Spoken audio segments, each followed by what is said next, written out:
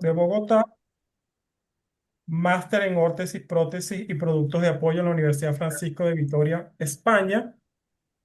Actualmente médico fisiatra en la ciudad de Bogotá.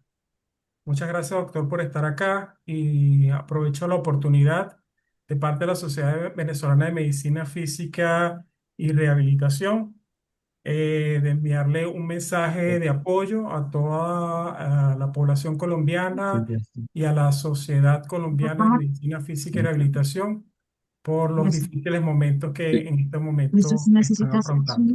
sí. Un momento.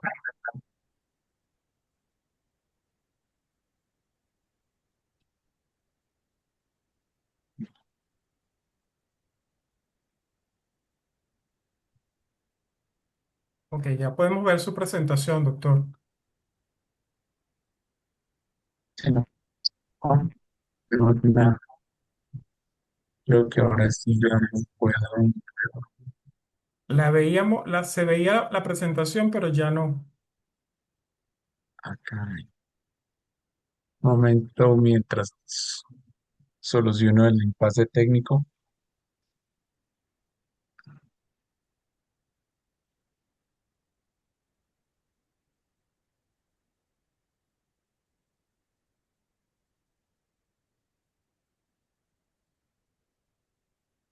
Muchas gracias por la invitación. Eh, Esta invitación la ha gestionado la doctora Janet David, a quien igualmente agradezco haberme considerado como participante en este tipo de actividades académicas de la Sociedad Venezolana de Medicina Física y Rehabilitación. Agradezco el saludo de apoyo. Hoy mi nación, después de un mes de haber eh, vivido eh, un, un terremoto similar al de La Guaira, que es uno de los temas que nos reúne hoy. Y pues al momento todavía tenemos la incertidumbre de cuántos compatriotas han quedado afectados en esta ocasión. Bueno, entonces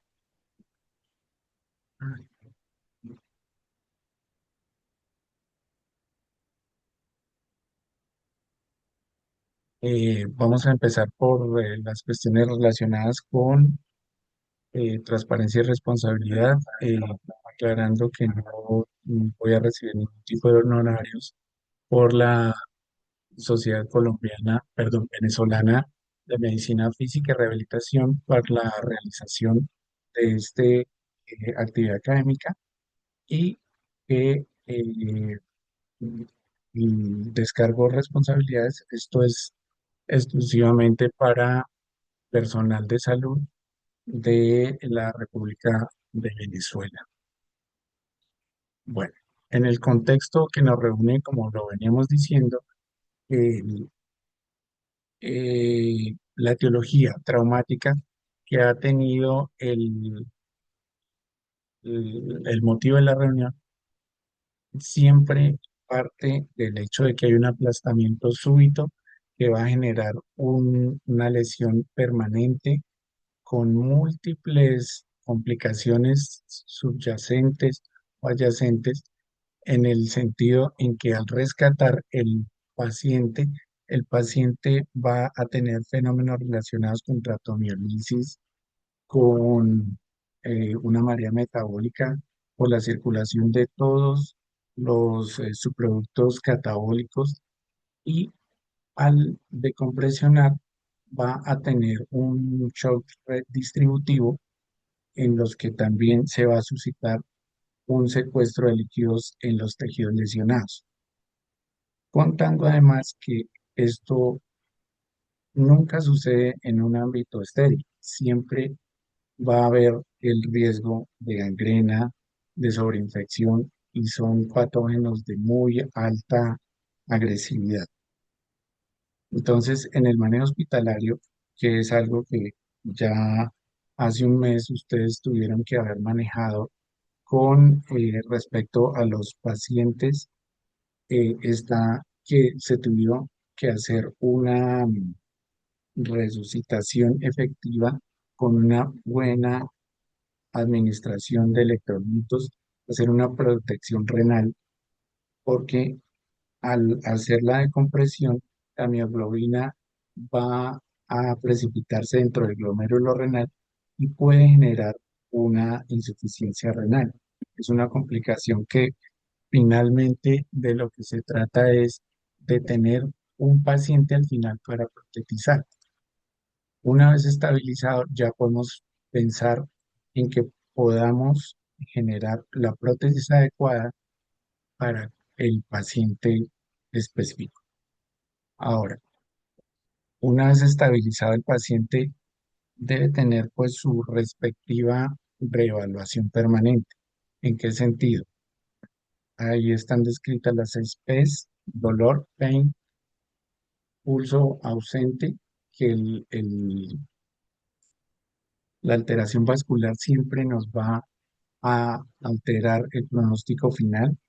Las parestesias, que pueden ser manejables sin que necesariamente tengan que ser manejadas con una amputación, la poiquilotermia y las parálisis, las paresis. Puede ser ominoso, pues al final el resultado, y pues desafortunadamente nos va a llevar a reorganizar el plan de tratamiento y el diseño de una prótesis. eh, Viendo la programación, con la exposición que tenía antes la doctora Janet, ella hablaba del contexto en el que nos desenvolvemos de una nación a otra. En mi país es muy frecuente el hecho de que haya pacientes con accidentes de tránsito o por secuelas de mm, proyectiles de alta velocidad que siempre generan traumas vasculares que siempre van a llevar a considerar la amputación como una buena opción, teniendo en cuenta que los daños son bastante grandes y tratar de salvar una extremidad en últimas llevaría a complicaciones adicionales, generalmente de tipo infeccioso. Entonces, se aplica la puntuación MES para definir si es procedente una amputación, tratando de preservar la mayor cantidad de tejido en adultos, pero también vamos a ver que en niños tiene otra connotación diferente. En la puntuación MES se titula a partir de la lesión tisular, la alteración isquémica, la presencia o no del shock y la edad del paciente. Si sumados, como están descritas las puntuaciones ahí, suma más de 7, el paciente tiene indicada una amputación. Ahora, eh, buscando tener un muñón adecuado para protetizar, es mandatorio que las complicaciones infecciosas no tengan ningún tipo de lugar acá. Entonces, el desbridamiento tiene que ser exhaustivo. Eso se hace desde urgencias, eh, por parte del ortopedista, del cirujano vascular o de la persona quien vaya a ejecutar la amputación. En estas cuestiones de catástrofe, pues termina haciendo la amputación aquella persona quien sea el primer respondiente en alguno de los casos. La doctora con acierto afirmaba que uno como rehabilitador debería intentar o por lo menos asistir a, a la amputación tratando de buscar preservar tejidos para que, por ejemplo, en mecanismos de flexoextensión haya una buena unión al final para lograr una amortiguación sobre la parte final del muñón. Eh, este tipo de intervenciones nunca son para hacer un cierre primario. por el riesgo de gangrena, de infección, de osteomelitis, que puede estar inherente a la condición de una fractura abierta, como lo puede ser la mayoría de los traumas por aplastamiento. El remodelamiento óseo también tiene que ser perpendicular, tratando de dejar la menor cantidad de fragmentos, un pulimiento óseo o una terminación con cemento quirúrgico, una miodesis adecuada para, como ya lo describía, hacer uniones entre flexores y extensores y mm, un elemento muy importante en todo este contexto que es lograr que el nervio no nos haga al final un neuroma, ya sea por tracción, por hacer una reacción biótica, que al final nos va a generar un dolor en un muñón protetizable, pero que el paciente al final no va a tolerar la prótesis específicamente por contacto. Con acierto, vuelvo y lo digo, la doctora decía, las intervenciones se deben hacer desde el comienzo en la condición de evitar este tipo de complicaciones. Entonces, pasando al tema concreto de protetizar, estamos hablando de cuatro elementos necesarios para la confección o fabricación, que no sería el término real, de una prótesis. Está el elemento de suspensión, que es el que nos va a permitir que siga fijo al cuerpo la prótesis, el socket, el encaje, que es el encaje, la interfase entre la piel y en sí el dispositivo protésico, las articulaciones a que den lugar, porque vamos a ver que en miembros superiores hay diferentes niveles y en la medida en que sea más alto se van a necesitar más eh, elementos para complementar y hacer que la función imite y por lo menos permita hacer cargas o flexiones dependiendo de la altura a la que se haya generado la amputación.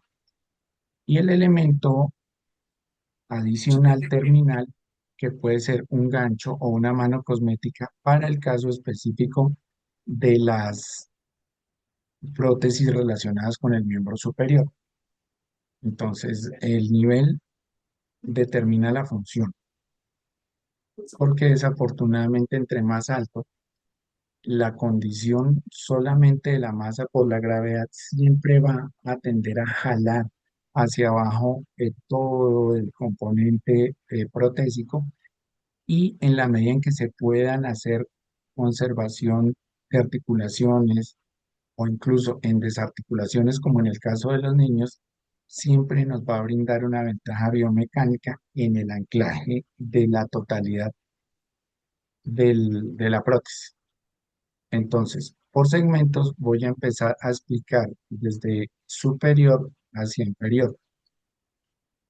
En el caso del desarticulado de hombro, que es una no de las articulaciones que gracias a Dios no son tan frecuentes, siempre hay que buscar generar mm, una adecuada Todo bien. corte dime, sobre la estructura del hombro. Generalmente la capa que termina cubriendo la escápula y la clavícula, que son los dos elementos sobre los cuales se va a empezar a montar o fijar la prótesis, siempre nos va a tener que fundamentalmente tener ausencia de signos de sangrado o de infección. Ningún estigma de esos lo necesitamos acá. Entonces, esta desarticulación lo que hace es retirar el húmero, conservar la escápula, conservar la clavícula y este tipo de articulaciones, perdón, de desarticulaciones, lo que hace es una pérdida de la simetría corporal. Por regla general, se considera que cada miembro superior corresponde a un 5 o 5,7 del peso corporal total. Pareciera poco, pero siempre la tendencia que va a tener un paciente en estas condiciones es hacer una escoliosis, razón por la cual nos toca generar en el paciente la constancia, el hábito de siempre tener sus paraespinales lumbares, torácicos en una muy buena condición para evitar una escoliosis y por el peso de la prótesis lograr tener una cifosis. No queremos que ninguna de las dos condiciones se genere, porque además de tener un paciente con una alteración de tipo amputación, vamos a tener un dolor de espalda que al final lo que va a hacer es que el paciente entregue o deje de utilizar su prótesis y más allá de generarle una solución, el paciente lo va a ver como algo que definitivamente no debe hacer. Uno encuentra cuando hay y visita al paciente en la casa, encuentra la prótesis encima del armario. Entonces, cuando se pone a analizar por qué este paciente terminó dejando de lado esta buena acción, este dispositivo que le ha costado al sistema o incluso al mismo paciente, es precisamente porque no se adaptó a él, porque desde el comienzo como rehabilitadores fallamos en generarle el hábito de que tenga su espalda recta y que tenga una correcta posición al uso. Además, es de anotar que así usted le ponga la prótesis en el mejor material, con el más liviano, el paciente siempre la va a percibir como pesada. Entonces, acordémonos del porcentaje del 5%. Entonces, una persona de 60 kilos, pues más allá de poder tolerar 3,5 kilos o 4, al final la va a dejar de lado. Entonces, esta es la prótesis con más componentes de todo el miembro superior. Sí, va compuesta de una cazoleta toracobraquial amplia que no tiene ninguna función desde el punto de vista de movilidad, como sin ser el estandarte del resto de la prótesis a partir del codo y que va a ser el componente sobre el cual se genere la suspensión generalmente con un arnés cruzado hacia el hombro contralateral o en 8, como se conoce comúnmente. Y el hombro siempre va bloqueado y sobre este componente se articula el codo y el elemento terminal que ya puede ser un gancho, una mano estética y el accionar se viene dado por una guaya que al final eh, esta o este que se está señalando acá se acciona por hacer una flexión de hombro. Bueno, si vamos descendiendo, entonces en este punto, esta es un poco más común. Esto es muy de accidentes de moto en Colombia o de disparo por accidente con arma de fuego y mm, hace un componente en el que la pérdida de la articulación del codo ya se va, se mantiene una porción variable del húmero en la medida en que el muñón sea un poco más extenso, facilita la adaptación del socket y siempre va a requerir una remodelación entre el mecanismo extensor del codo residual y el flexor para que cuando encaje el socket sea mucho más tolerable a la sensación del paciente. Esta va a ser un poco más liviana que la anterior. Esta se compone de un socket de una pared libre, mm, que puede ser en silicona, puede ser en poliuretano, casi ya no se utiliza. La más liviana es la de carbono. Hace una suspensión, que es el mecanismo que se va axilar hacia el hombro contralateral para lograr una adecuada fijación, y un codo accionado por el cable o un sistema mioeléctrico. Intencionalmente saqué de la exposición las mioeléctricas y todo porque ello constituye todo un capítulo adicional que realmente hace parte de una charla más extensa, pero que a futuro y bajo las condiciones de adquisición del paciente o sus recursos monetarios, allá puede llegar. Pero realmente con este tipo de prótesis, el paciente puede reiniciar, hablando de adultos, una cuestión bastante funcional con respecto al miembro superior amputado. La muñeca, pues, como ya lo hemos hablado, también se puede generar con un conector de cambio rápido, ya sea el gancho o ya sea la mano cosmética. Las articuladas de codo tiene, digamos, una ventaja adicional. Esta es una prótesis que se puede poner tanto como se puede poner un liner en un miembro inferior. Realmente no necesita un liner como se utilizaría en una amputación de miembro inferior. Sin embargo, pues las interfaces entre la piel y el dispositivo generalmente tienen un recubrimiento en silicona. En estos países tropicales, lo que hay que tener en cuenta adicionalmente es que la temperatura generalmente hace que el muñón cambie de diámetro, o que aún así el mismo sudor termine haciendo deslizar todo el dispositivo y terminar saliendo de la integridad del paciente. Por eso se recomienda hacer un refuerzo con un cinturón de este tipo, que también se va a sustentar en la axila contralateral. Esta prótesis todavía no permite hacer pronosupinación, que es una función que se empieza a ver a partir del siguiente nivel de amputación, que es el trasradial. Este trasradial pues ya nos permite hacer una pronosupinación con un entrenamiento adecuado, obviamente, y fortaleciendo todo aquel andamiaje muscular de pronosupinadores, eh, y que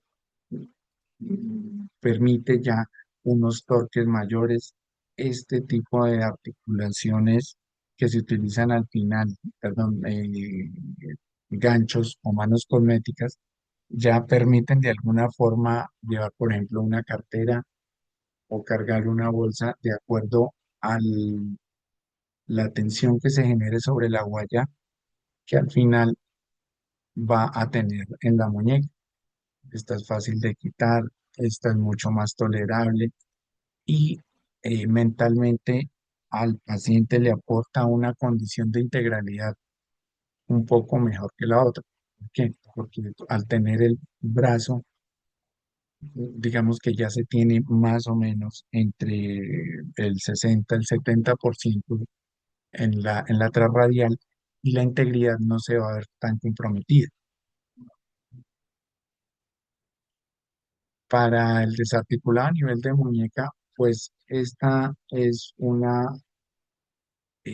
articulación que conserva las estiloides y permite la máxima palanca, de un modo que el paciente va a tolerar de una manera mejor.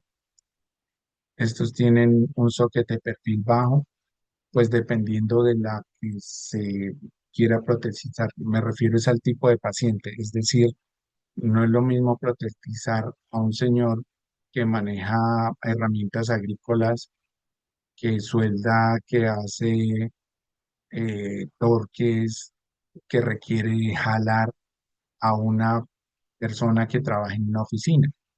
Entonces, en eso va a variar la longitud que va a cubrir la parte eh, más distal de la amputación. Estas realmente son un poco mejor toleradas que todas las anteriores, por obvias razones corresponden a un peso menor y tienen un resultado estético, una cosmesis de acuerdo a peso, talla, longitud del paciente, color de piel, mucho mejor. Bueno, con respecto a la amputación parcial del carpo de los dedos, pues no hay una prótesis específica más allá de generar un efecto de corporalidad y de integridad cosmética asociado, ¿sí? A menos que se haga mioeléctrica, realmente no hay forma que inicialmente uno haga un manejo más allá del cosmético generando eh, un guante que puede tener tanto color como pigmentación de piel, como longitud de dedos, que se basa sobre la longitud de la mano contralateral. Los pacientes al comienzo la solicitan mucho, pero lo que uno ve es que limita mucho la funcionalidad y el paciente termina retirándola y guardándolas así en un cajón pequeño, no sobre el armario como la desarticulado de hombro. Bueno, hay que hacer una claridad en algo. Mire, uno generalmente cuando pasa por su cátedra de pediatría empieza a tratar al niño como un adulto pequeño, pero el niño es niño y el adulto ya es un punto aparte. En cuestiones de amputaciones pediátricas, pues son muy tristes, son realmente lacerantes, en el sentido en que uno primero tiene que convencer al papá de que es necesaria y segundo, hacer que el niño la tolere. El niño lo acepta de una manera más fácil, el que se hace novelas es realmente el adulto, pero si al niño usted desde el comienzo le dice, esta es la forma como te toca sobrevivir, tú requieres de esto para jugar, tú requieres de esto para gatear, el niño lo va a tolerar de una manera más rápida, no va a haber trauma mayor, sí, amén. Hay que tener en cuenta que los niños entre ellos son muy crueles, pero a veces de este tipo de discapacidades el niño logra, no sé, superarlo de una manera sencilla diciendo, no, es que este es mi superpoder o esta es la parte que me complementa, tratando de mitigar todas aquellas cuestiones que pueden generar en el niño el desuso de una prótesis como esta.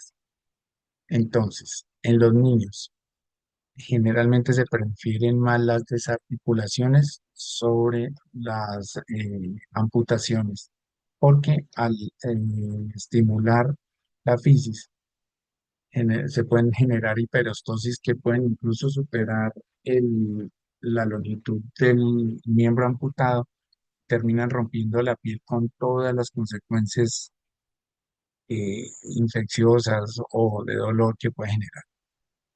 Entonces, el riesgo de sobrecrecimiento óseo está a la orden del día. Y pues por encima de amputación se prefiere una desarticulación. La rehabilitación del niño, pues también es algo que se debe dar a partir del juego. El niño lo tolera, como les decía, hay que trazarle esa realidad. En la medida en que sean más pequeños, lo van a tolerar mejores. Pero los adultos, perdón, los niños que ya están en una edad en la que entran a los primeros años de primaria, pues pueden tener realmente una dificultad por aquello del bullying, pero eso hay que manejar. Hay que tener una cuestión adicional. Ellos crecen y la prótesis que usted diseñó inicialmente a los 6 meses o al año ya no le va a servir. Entonces, siempre van a requerir recambio, perdón, más o menos del sexto al 10.º mes que usted coloque la prótesis. En adultos, pues la cuestión, eso ya tiene una cuestión adicional relacionada con la aceptación, porque la corporalidad ya está establecida, porque usted tiene que considerar que lo que le ponga le tiene que durar, que sea útil en el contexto de lo que el paciente realiza, ¿sí? Entonces, no, como ya lo mencionaba, no es el mismo el señor o la dama que trabaja en la oficina que el hombre que acciona el tractor o que tiene que subir una loma arriando ganado, etcétera. Entonces, el enfoque siempre tiene que ir relacionado con ese sentido. ¿Qué hace usted? Y en base a eso le vamos a diseñar una adecuada prótesis para que pueda seguir siendo productivo. Finalmente, ese es el derrotero de todos los rehabilitadores en este planeta. De lo que quede, de lo que hay, vamos a potencializar para volver a ser productivos. Manejemos el duelo. Al comienzo es una cuestión difícil de manejar en el entendido en que, venga, yo estaba completo. Y mire como que he mutilado, mire como que inservible, dicen ellos. La realidad es que pues la discapacidad está en los ojos del que la ve. Uno puede realizar muchas cosas aún en la peor de las condiciones. Fíjese lo que nos pasó en nuestras naciones cuando la tierra se movió. Bueno, y el mayor riesgo es el abandono si el equipo es pesado, como lo decía. La fibra de carbono es un muy buen material en el que uno puede contar con la, digamos, capacidad de que el material logre tener ese 5% que ojalá pudieran tener en peso total del paciente para poderla hacer útil, para hacerla bastante tolerable a las condiciones y a la realidad del paciente.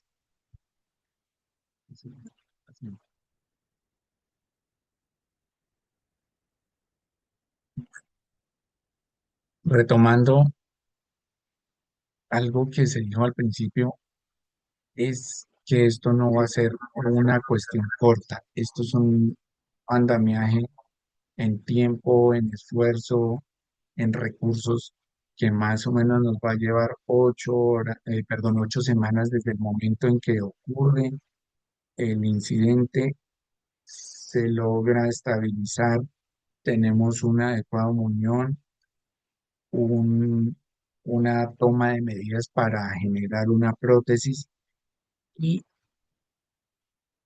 adaptar al paciente a este nuevo dispositivo. Esto no es como cuando uno va y se busca una chaqueta, entonces dice, ah, esta me queda buena, aquí le puedo arreglar esto. No, porque es que los arreglos en esto constituyen utilizar elementos que desbasten. Muchos de los materiales son termoformados, entonces no van a tolerar de una manera sencilla moldearlos, modificarlos. Entonces, casi siempre al comienzo se le genera al paciente una prótesis provisional de tal forma que cuando la definitiva llegue, el paciente ya sepa cómo manejarlo. Hay una técnica que se llama la terapia en espejo, que seguramente muchos de ustedes la han utilizado o la han implementado en sus pacientes, en el que tratando de imitar las condiciones en las que funcionan sus miembros, en este caso específico los superiores, se pueden hacer o generar manejos acertados sobre dolor de miembro fantasma, que generalmente ocurre entre el 60 y el 70% de los pacientes. En realidad son muy pocos los que no lo reportan, pero es bueno estar pendiente de este tipo de estimulaciones buscando mejorar la condición del tejido residual y una adecuada adaptación con la prótesis que estamos diseñando. Y en la fase avanzada, pues es cuando usted ya ve que el paciente está integrado plenamente a su grupo social, a su grupo laboral, está productivo y de alguna forma ha tolerado esa pérdida tan grande que es perder un segmento corporal, porque nosotros teóricamente podemos estar hablando de muchas cosas, pero realmente quien tiene el sentimiento, la emoción, la productividad es el paciente y él es el único que en últimas nos va a decir si sirvió o no sirvió. Entonces, dentro de las técnicas que ojalá le podamos sugerir al ortopedista que hace parte del enorme equipo de rehabilitación, porque la rehabilitación nunca es uno solo, generalmente es un triángulo. Entonces hay que decirle, mira, doctor, cuando tenga usted la oportunidad y requiera hacer un corte sobre el tejido nervioso, haga un corte prolijo, perpendicular, bien hechecito, y por favor resguárdelo allá bien entre el músculo para que no nos va a generar un neuroma, que ojalá no me quede en un sitio donde tenga que hacer eh, apoyo la prótesis. ¿Qué pasó? Bueno, como ven el tema era corto, mm, vamos a dar unas conclusiones en esto. Mire, en esencia, lo que uno necesita para poder protetizar es un paciente. Cuando hacemos todo el manejo inicial, que interconsulta fisiatría y usted llega allá, lo primero que ve es una cantidad de cosas cruentas que usted dice, Dios mío, ¿cuándo esto va a sanar?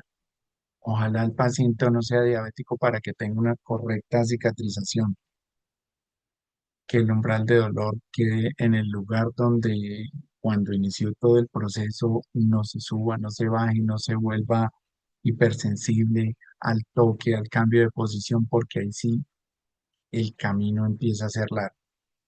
Entonces, esa urgencia vital en la que se tiene que prevenir el riñón, evitar la infección, hacer un cierre por segunda intención, ese es el futuro de poder tener un muñón adecuado para protetizar. El nivel académico siempre va a determinar la complejidad protésica futura.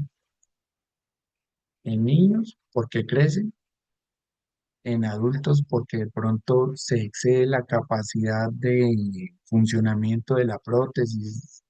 Algunas veces uno ve pacientes que le acortan la guaya y entonces la mantienen abierto el gancho y con eso empiezan a cargar una cantidad de cosas.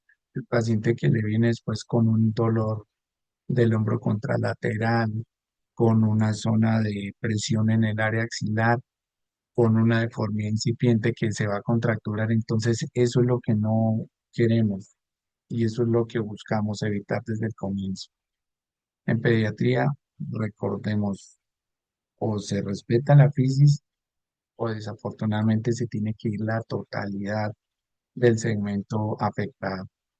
Al final se puede protetizar mejor. Y el éxito, como lo decía la anterior exposición con la doctora David, y como lo he descrito, mire, esto es un equipo. El actor principal siempre va a ser el paciente. El segundo, el familiar, que es el apoyo, que es la persona que sabe si de verdad ha tolerado, ha puesto empeño y pues le ha puesto al final la gana de poder aceptar ese nuevo segmento como lo quieran describir. Y la parte emotiva, la parte de salud mental, perder la integralidad no es una cuestión que sea fácil de manejar.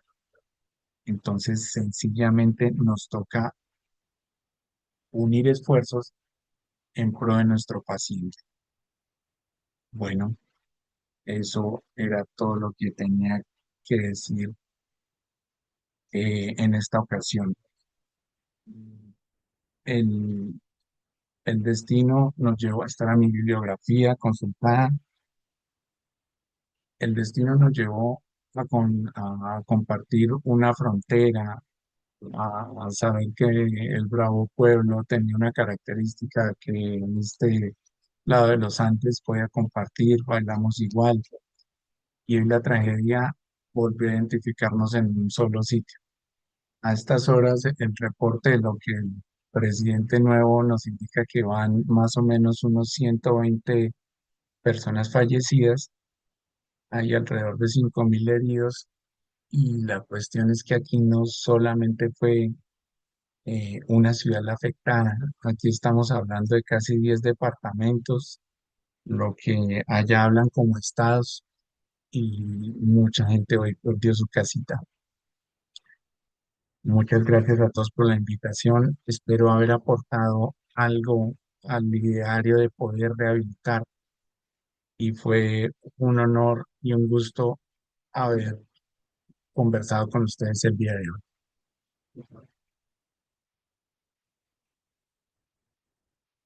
Muchísimas gracias, doctor Becerra. Para nosotros ha sido un placer contar con usted en esta oportunidad y sobre todo en este difícil momento en el cual atraviesa Colombia.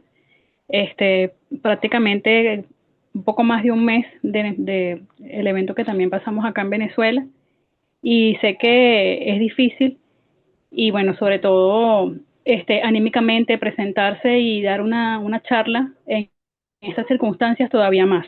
Muchísimas gracias, doctor. Bueno, pueden activar sus audios para realizar las preguntas o dejarlos en el chat y por aquí las estaremos leyendo. Hola, buenas noches. ¿Me escuchan? ¿Aló? ¿Me ¿Se le escuchan? escucha? Sí, se le escucha.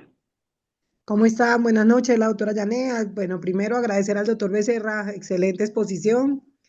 Pues mira, como lo decía él, el destino nos pone y nos une a Colombia y a Venezuela hoy con esta tragedia.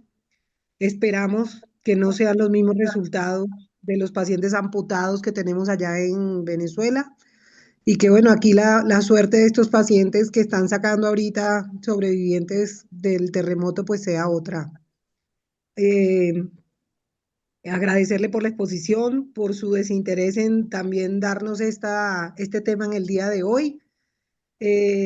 Solo pues recordar lo que él decía al final, que un niño es totalmente diferente a protetizar a un adulto y que bueno, que al final siempre hay que darle la cuota vamos a decir, de intención de lo que quiere hacer el paciente con esa prótesis en miembros superiores para que podamos optimizar el paciente amputado. Tiene mensajes de felicitaciones y agradecimientos en el chat, doctor. Yo le voy a hacer por acá unas preguntas Sí, señora. con respecto, por ejemplo, ¿cómo manejar el dolor neuropático en niños? Bueno, eh, el paciente pediátrico pues puede tener una muy buena reacción al manejo del dolor con el uso de gabapentinoides. Sin embargo, al ser un anticonvulsivante, también lo que el paciente va a experimentar, o por lo menos la mamá, es que el niño lo ve más dormido o menos activo que lo normal. Entonces tienden a dejarlo de un lado en el caso del dolor neuropático. Pero como siempre, en todo paciente, en este caso hay que diferenciarlo, el mecánico, el neuropático, y poderlo manejar. Las opciones, por lo menos existentes en Colombia, hay jarabe, hay una suspensión que se puede manejar, y pues a Qué decirle a la bueno. mamá que más allá de tratar de quitar el dolor inicialmente, es fortalecer todas esas actividades que se pueden hacer con terapia física y ocupacional, en especial para desensibilizar el muñón. Gracias, doctor. Excelente. Otra pregunta, ¿cuál es el momento ideal de colocar la prótesis provisional? y cuándo se decide colocar la definitiva. Bueno, en cuestiones de prótesis provisionales, lo que yo siempre he hecho y ha dado muy buen resultado es que no haya ningún estigma de sangrado, que no haya ningún estigma de infección, porque ellos siempre van a generar hipersensibilidad en el área, por lo menos de la cicatriz, desde el punto de vista de la sutura y del procedimiento quirúrgico. Eso por una parte. Ahora, en la anterior exposición, la doctora Janet nos indicaba que ese fortalecimiento, esa sensibilización, ese vendaje para evitar el edema se tiene que dar desde el primer momento. Como Correcto, generalmente estos mm, procesos llevan dejar abierta la herida buscando hacer un cierre por segunda intención porque no sabemos si eso se va a gangrenar, si va a ser una osteomelitis, si va a ser una retracción severa, si una esencia de suturas. Entonces es mejor esperar a que la piel esté sana, poner una prótesis provisional, advertir obviamente el peso, en hacer un reentrenamiento por lo menos en asuntos de extensión, flexión, de hombro en el caso del desarticulado o de la transhumeral y una adecuada eh, programa de entrenamiento para pronosupinación en aquellas amputaciones que conserven un segmento del antebrazo. La prótesis final puede ser dada más o menos hacia la octava o novena semana, siempre y cuando la constancia, el tejido, el ánimo y las condiciones económicas así lo indiquen. Pero yo consideraría que la provisional al cierre con una adecuada condición de piel, ese es el momento, y la otra nos puede diferir a 8 o 10 semanas, la definitiva. muchas gracias, doctor. ¿Y qué características tendrían básicamente las prótesis provisionales? General, solamente es el cubrimiento inicial al muñón, porque, digamos, sobre la transhumeral o la desarticulación de hombro, pues lo que el paciente va a requerir es poder manejar el peso que le van a poner para lograr centrar su eje axial, por decirlo de alguna manera. No va a tener más componentes. Ya cuando una vez él, por su propiocepción, sepa peso, posición, qué movimientos puede hacer sin que se salga la prótesis, en ese momento ya es bueno complementar la totalidad del dispositivo, porque uno sabe que si el paciente empieza a tolerar una prótesis provisional, es altamente probable que tolere el dispositivo completo. Exacto. De acuerdo, doctor. Muchísimas gracias. Tiene mensajes de felicitación. También por acá tenemos otra pregunta. ¿Cómo se previene el dolor cervical, sobrecarga de hombro y las alteraciones posturales? Sí, ese Con tema la es prótesis. bien difícil, pero mire, digamos que en este tipo de condiciones, el fortalecimiento previo va a prevenir que la magnitud del dolor sea mayor con el tiempo. Acordémonos que, por ejemplo, en el caso específico de este tipo de prótesis, el paciente no duerme con ella. Entonces, casi siempre las adaptaciones que se tienen que hacer tienen que ser por espacios cortos en múltiples segmentos del día. Eso primero.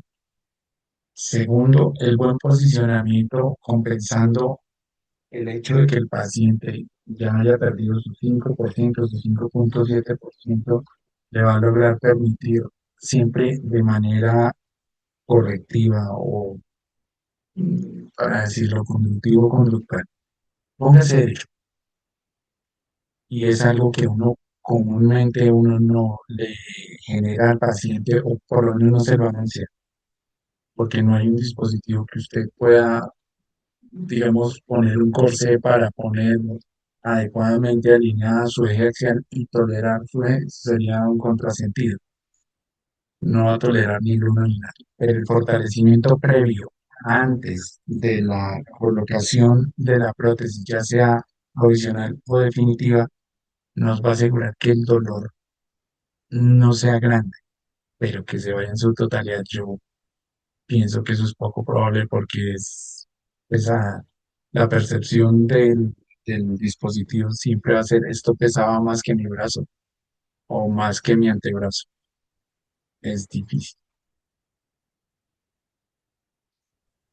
Muchas gracias, doctor. Por acá tiene No, mensajes de qué gusto. solidaridad y agradecimiento. Muchísimas gracias. No. Pues gracias a ustedes por esta oportunidad. Ha sido un placer para nosotros, doctor. Igualmente.